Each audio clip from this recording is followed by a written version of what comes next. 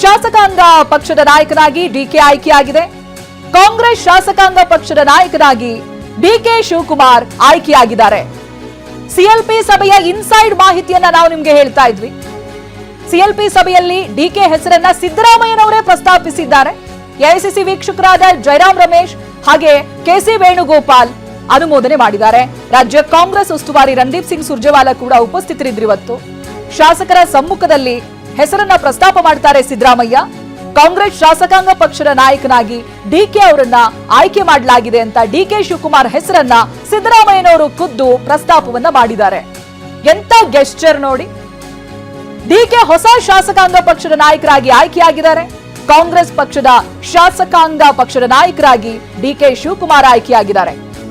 CLP ಸಭೆಯಲ್ಲಿ ಹೊಸ ನಾಯಕರ ಆಯ್ಕೆಯಾಗಿದೆ. ಇನ್ನೇನು ಕೆಲವೇ ಕ್ಷಣಗಳಲ್ಲಿ ಲೋಕಭವನಕ್ಕೆ ನಾಯಕರು ತೆರಳುತ್ತಾರೆ. ರಾಜಭವನಕ್ಕೆ 10 ನಾಯಕರಿಗೆ ಮಾತ್ರನೇ ಅವಕಾಶ ಇರುತ್ತೆ. 10 ನಾಯಕರಿಗೆ ಮಾತ್ರ ಗವರ್ನರ್ ಅವಕಾಶವನ್ನ ಕೊಟ್ಟಿದ್ದಾರೆ. ಡಿಕೆ ಹೊಸ ಶಾಸಕಾಂಗ ಪಕ್ಷದ ನಾಯಕನಾಗಿ ಆಯ್ಕೆಯಾಗಿದ್ದಾರೆ. ಖುದ್ದು ಸಿದ್ದರಾಮಯ್ಯನವರ ಹೆಸರನ್ನ ಪ್ರಸ್ತಾಪ ಮಾಡಿದ್ದಾರೆ.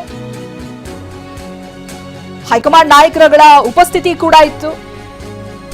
ಸಿದ್ದರಾಮಯ್ಯರಿಂದ ನಿರ್ಣಯ ಮಂಡನೆ ಕೂಡ ಆಗಿದೆ. ಡಾಕ್ಟರ್ ಜಿ ಪರಮೇಶ್ವರ್ ಅನುಮೋದನೆ ಮಾಡಿದ್ದಾರೆ. ಎಲ್ಲಾ ಶಾಸಕರಿಂದ ಸಿಎಲ್ಪಿ ನಾಯಕನಾಗಿ ಒಪ್ಪಿಗೆ ಕೂಡ ಸಿಕ್ಕಿದೆ. ಸಿದ್ದರಾಮಯ್ಯರು ನಿರ್ಣಯ ಮಂಡನೆ ಮಾಡಿದ್ದಾರೆ. ಉಳಿದಂತ ಶಾಸಕರು ಡಾಕ್ಟರ್ ಜಿ ಪರಮೇಶ್ವರ ಅನುಮೋದನೆ ಮಾಡಿದ್ದಾರೆ. ಹಾಗೆ ಉಳಿದಂತ ಶಾಸಕರು ಸಿಎಲ್ಪಿ ನಾಯಕರಾಗಿ ಡಿಕೆ ಶಿವಕುಮಾರ್ ಅವರನ್ನ ಒಪ್ಪಿಕೊಂಡಿದ್ದಾರೆ. ಅಲ್ಲಿಗೆ ಒಂದು ಹಂತದ ಪ್ರೊಸೀಜರ್ ಮುಗಿದು ಹೋಯಿತು. ಮುಂದೆ ಲೋಕಸಭೆಗೆ ಹೋಗೋರಿದ್ದಾರೆ. ಶಾಸಕರಿಂದ ಸಿಎಲ್ಪಿ ನಾಯಕರಾಗಿ ಒಪ್ಪಿಗೆ ಸಿಕ್ಕ ನಂತರದಲ್ಲಿ ಏನೇನಾಗುತ್ತೆ ಮುಂದಿನ ಪ್ರೊಸೀಜರ್ ಅನ್ನೋದನ್ನ ನಾವು ನಿಮ್ಗೆ ತಲುಪಿಸ್ತೀವಿ ಮಾಹಿತಿಯನ್ನ. ಸಿಎಲ್ಪಿ ನಾಯಕ ಸ್ಥಾನಕ್ಕೆ ಡಿಕೆ ಶಿವಕುಮಾರ್ ಹೆಸರು ಪ್ರಸ್ತಾಪ ಆಗಿದೆ. ಖುದ್ದು ಸಿಎಂ ಸಿದ್ದರಾಮಯ್ಯನವರೇ ಹೆಸರನ್ನ ಪ್ರಸ್ತಾಪ ಮಾಡಿದ್ದಾರೆ. ಹಾಗೆ ಅಲ್ಲಿದ್ದಂತ ಶಾಸಕರು ಸರ್ವಾನುಮತದಿಂದ ಒಪ್ಪಿಕೊಂಡಿದ್ದಾರೆ ಡಿಕೆ ಶಿವಕುಮಾರ್ ಅವರನ್ನ. ಸಿಎಲ್ಪಿ ನಾಯಕ ಸ್ಥಾನಕ್ಕೆ ಡಿಕೆ ಶಿವಕುಮಾರ್ ಆಯ್ಕೆಯಾಗಿದ್ದಾರೆ. ಅಲ್ಲಿಗೆ ಮುಂದಿನ ಸಿಎಂ ಯಾರು ಅನ್ನೋದಕ್ಕೆ ಸ್ಪಷ್ಟ ಉತ್ತರ ನಿಮ್ಮ ಮುಂದೆನೇ ಇದೆ. ಡಿಕೆ ಶಿವಕುಮಾರ್ ಮುಂದಿರುವಂತಹ ಪ್ರಶ್ನೆ ಅಂತ ಹೇಳಿದ್ರೆ ಅವರ ಜೊತೆಗೆ ನಾಳೆ ದಿನ ಪ್ರಮಾಣ ವಚನ ಸ್ವೀಕಾರ ಮಾಡುವಂತ ಸಚಿವರುಗಳು ಯಾರ್ಯಾರು ಅಂತ. ಶಾಸಕಾಂಗ ಪಕ್ಷದ ನಾಯಕರಾಗಿ ಡಿಕೆ ಶಿವಕುಮಾರ್ ಆಯ್ಕೆಯಾಗಿದ್ದಾರೆ. ಹೊಸ ನಾಯಕನ ಆಯ್ಕೆ ಪ್ರಕ್ರಿಯೆ ಮುಗಿದಿದೆ. ಸಿಎಲ್ಪಿ ಸಭೆಯಲ್ಲಿ ಹೊಸ ನಾಯಕನ ಘೋಷಣೆ ಕೂಡ ಆಗಿದೆ. ಇನ್ನೇನು ಕೆಲವೇ ಕ್ಷಣದಲ್ಲಿ ಲೋಕಭವನಕ್ಕೆ ತೆರಳುತ್ತಾರೆ. ಬಟ್ ಅಲ್ಲಿ ಅವಕಾಶ ಇರೋದು 10 ಜನ ನಾಯಕರಿಗೆ ಮಾತ್ರನೇ ಅನ್ನೋದಾಗಿ ಗೊತ್ತಾಗ್ತಾ ಇದೆ. 10 ಜನ ನಾಯಕರಿಗೆ ಮಾತ್ರನೇ ಗವರ್ನರ್ ಅವಕಾಶವನ್ನ ಕೊಟ್ಟಿದ್ದಾರೆ.